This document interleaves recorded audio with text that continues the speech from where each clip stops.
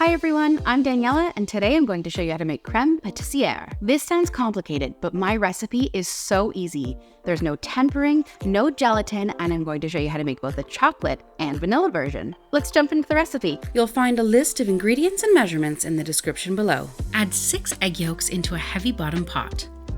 To this, add 174 grams, 2/3 of a cup of sugar, 45 grams, 4.5 tablespoons of cornflour or cornstarch, and a pinch of salt. Give this a good whisk until the egg yolks are a soft pale yellow color and it's completely combined and smooth.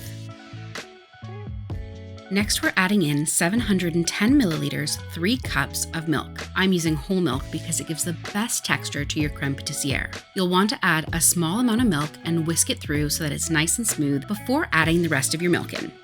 Turn your burner onto medium heat and whisk regularly so that nothing sticks to the bottom. We want this to come up to just below a boil. You'll start to see bubbles forming under the surface of the liquid.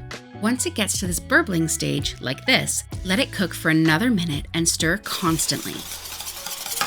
Remove it from the heat. I like to strain my creme patissiere through a mesh sieve. This is optional but recommended as it gives the most silky smooth texture to your creme patissiere. While it's still hot, mix in 3 tablespoons of unsalted butter.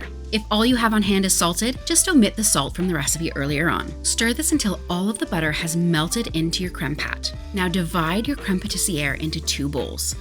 To your first bowl, add in 1 teaspoon of vanilla extract. You could also use vanilla bean paste. If you want to use an actual vanilla bean, I'd recommend steeping it in the milk before adding it to the eggs. To our chocolate version, we're adding in 87 grams, half a cup of dark chocolate that's been chopped.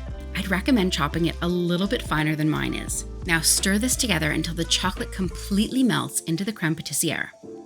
While they're still warm, you'll want to cover your creme pat with some cling film, making sure that the cling film sits directly on the top of your pudding. This helps prevent it from a pudding skin. And if you don't like using cling film, you can use parchment paper that's lined with just a little bit of butter. This needs to chill in the fridge for at least 2 hours. And once you take it out, it'll be nice and firm and pipeable. Just give it a little whisk to smooth it out.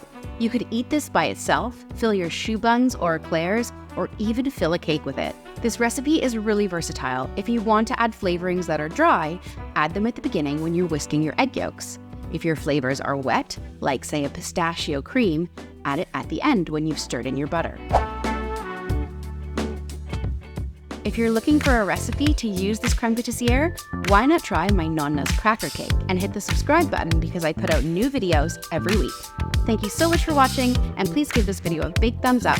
We'll see you in the next one.